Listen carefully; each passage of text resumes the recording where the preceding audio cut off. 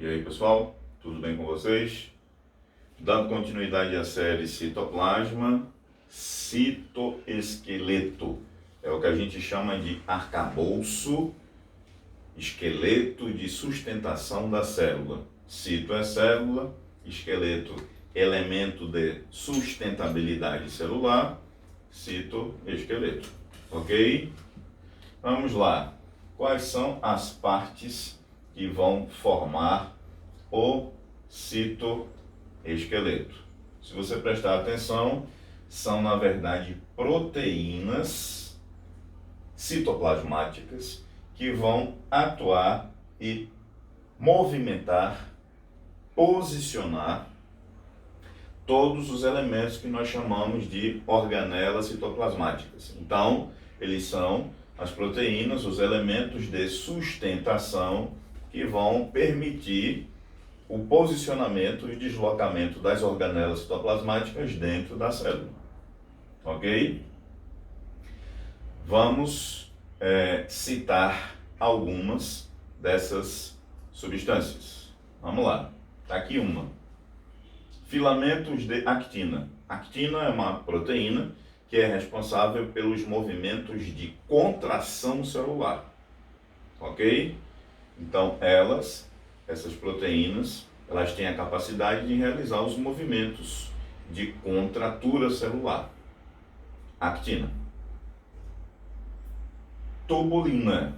Tubulina são as proteínas que têm a função de formar estruturas celulares, como, por exemplo, as estruturas chamadas de centríolos, que são as organelas responsáveis pela formação de elementos locomotores, cílios, flagelos, e pela formação das fibras que vão permitir a sustentabilidade, olha aí de novo, sustentabilidade do cromossomo durante a divisão celular, que são as fibras fuso,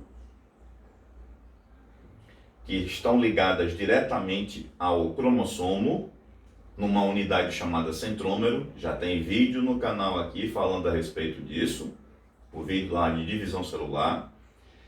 E haste, que são fibras que ficam ao redor do PAD centríolo, tá? Microtúbulo, como você está vendo aqui na representação, são proteínas que têm a forma, como se diz, do tubo. E essas proteínas, chamadas de microtúbulos, elas têm a capacidade de formar as unidades locomotoras da célula. Como, por exemplo, acabei de falar, cílios e flagelos. A reunião deles em grupos, reunião de grupos dessa proteína microtúbulo, vão formar esses elementos locomotores, tá?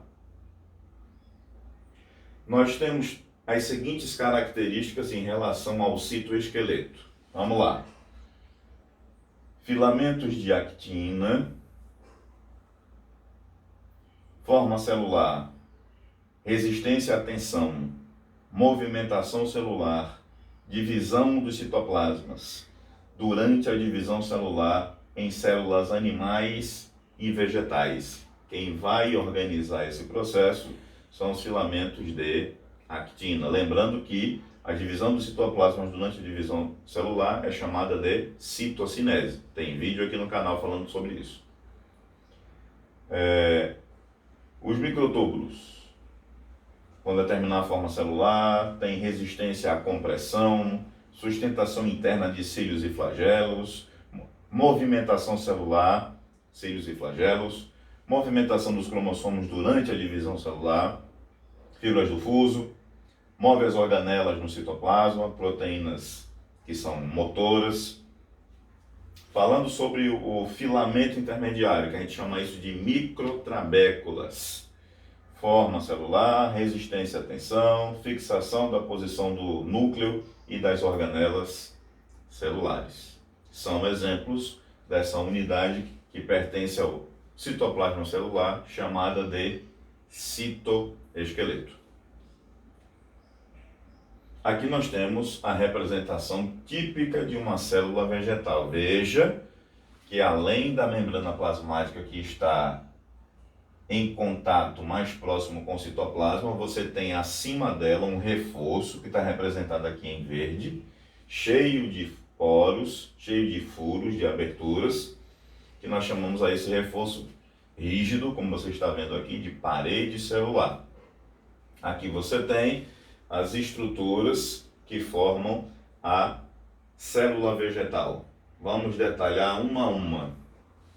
Microtúbulos, proteínas que fazem parte do eixo de sustentação da célula, que a gente chama de citoesqueleto, filamentos intermediários, que a gente chama também de microtrabéculas, fazem parte também, são proteínas que também fazem parte do citoesqueleto, o aparelho ou complexo de Golgi,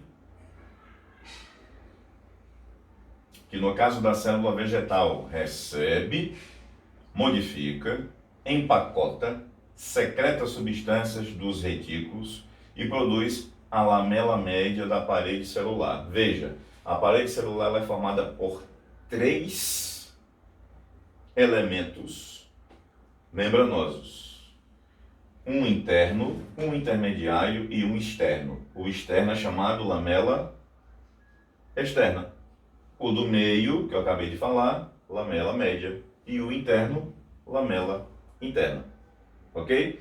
Essas 3 correspondem à parede celular. Mitocôndria.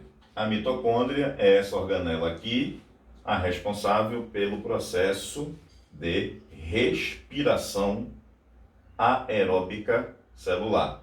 Respiração que acontece em presença de oxigênio.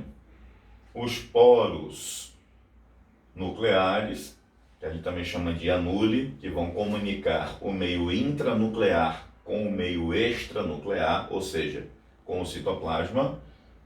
Os lipídios, o tomoplasto, que é a membrana do vacúolo, que é essa organela aqui, que chega na célula vegetal a tomar 80% da sua estrutura. É uma organela que abriga substâncias, mas a principal substância armazenada é a água. Os ribossomos, que são as organelas responsáveis pela síntese proteica, mas, repito, o ribossomo sozinho ele não faz nada, ele tem que estar reunido com outros, formando o que a gente chama de polissomos, ou na superfície do chamado retículo endoplasmático, formando o que nós chamamos de retículo endoplasmático rugoso ou granular. Função, síntese proteica ou produção de proteínas.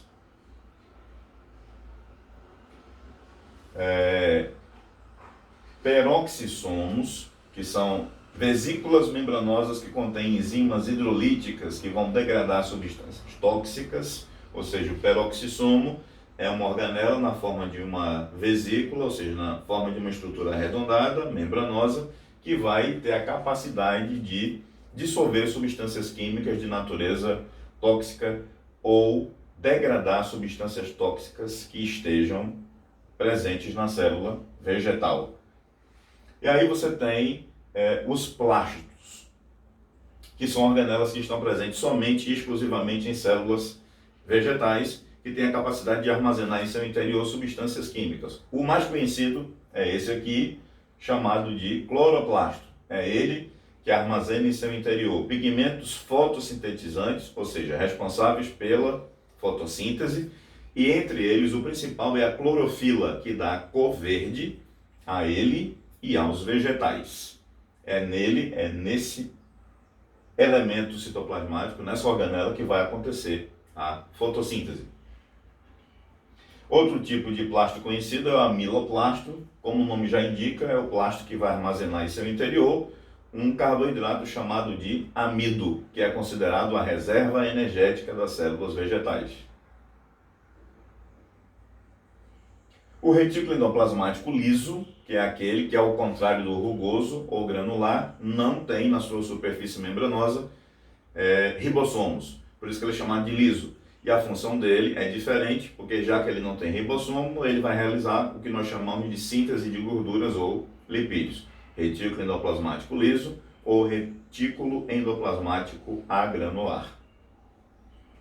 Carioteca, que é a membrana que individualiza, separa o núcleo. A membrana celular, que nós já falamos, né? A membrana plasmática, já falamos em outros vídeos aqui. E esse elemento extremamente rígido, protetor, permeável, que a célula vegetal apresenta, chamado de parede celular.